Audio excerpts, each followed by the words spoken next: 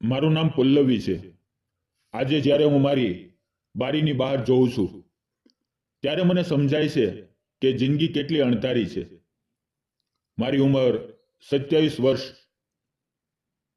પણ આ 27 વર્ષોમાં મેં એટલા ઉતાર ચઢાવ જોયા છે કે મને લાગે છે કે જાણે મેં સદીઓ જીવી લીધી હોય. મારા લગ્ન આકાશ સાથે થયા હતા.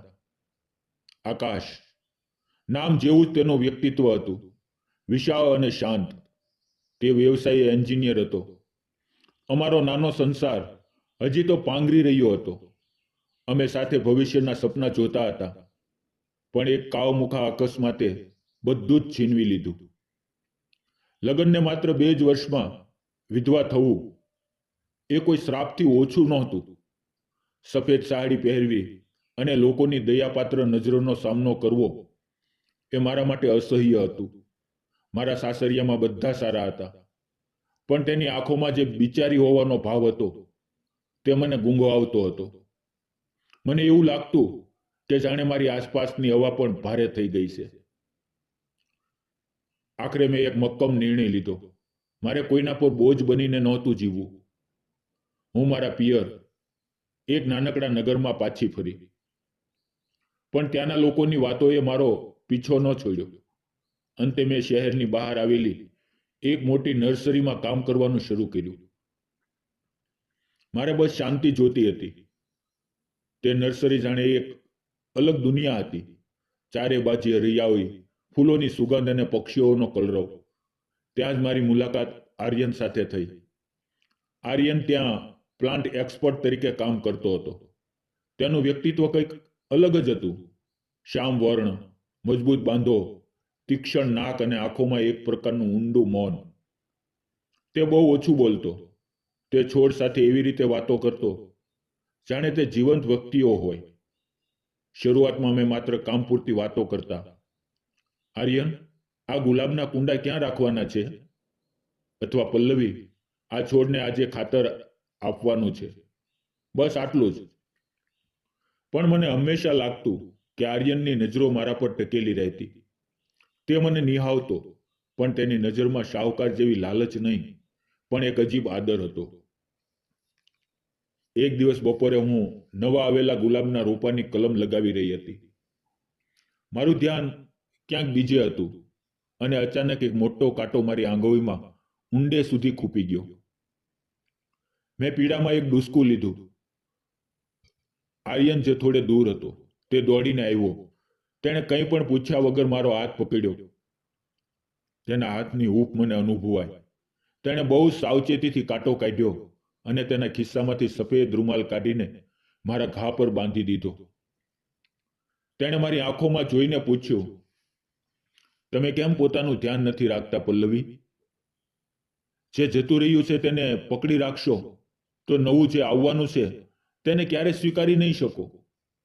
તે દિવસે મને પહેલીવાર લાગ્યું કે કોઈ એવું છે જે મારા મૌન પાછળ છુપાયેલી સીચોને સાંભળી શકે છે. દિવસો વીતતા ગયા અને અમારી વચ્ચે એક વણલખી મિત્રતા બંધાઈ ગઈ. એક સાંજે નર્સરી બંધ કરવાનો સમય હતો. આકાશમાં અચાનક કાળા ડિબાંગ વાદળો ઘેરાયા અને જોરદાર પવન ફૂંકાવા લાગ્યો. થોડી જ વારમાં મુશળધાર વરસાદ શરૂ થયો. હું નર્સરીના પતરાના શેડ નીચે ઊભીને ધ્રુજી રહી હતી.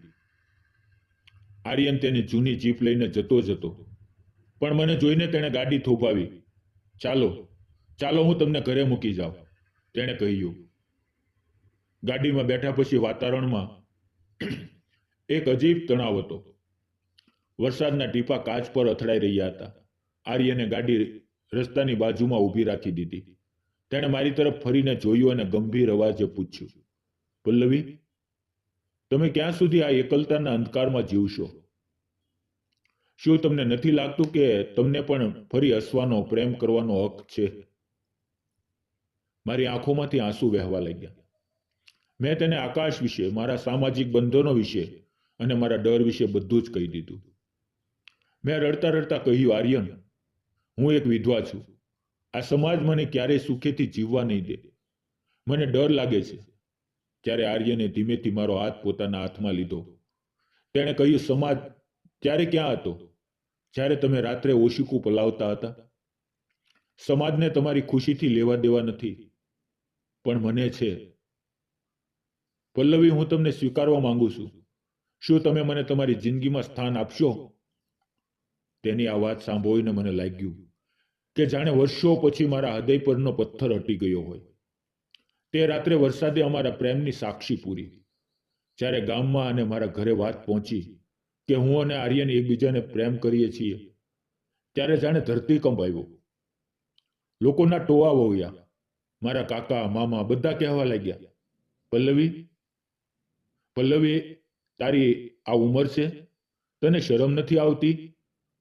મારી માતા પણ ડરતી હતી કે સમાજ આપણો બહિષ્કાર કરશે. પણ આર્યન ડગ્યો નહીં. તે એક દિવસ હિંમત કરીને મારા ઘરે આવ્યો. આખા મોહલ્લાના લોકો ભેગા થઈ ગયા. આર્યને મક્કમતાથી મારા પિતા સામે ઊભા રહીને એટલું કહ્યું, મારે પલ્લવીનું દાન નથી જોઈતું, મારે તેનો સાથ જોઈએ છે. હું તેને દુનિયાની દરેક ખુશી આપીશ. જો તમને વાંધો ન હોય તો અમે અહીંયાથી જતા રહીશું, પણ હું પલ્લવીનો હાથ ક્યારેય નહીં છોડું.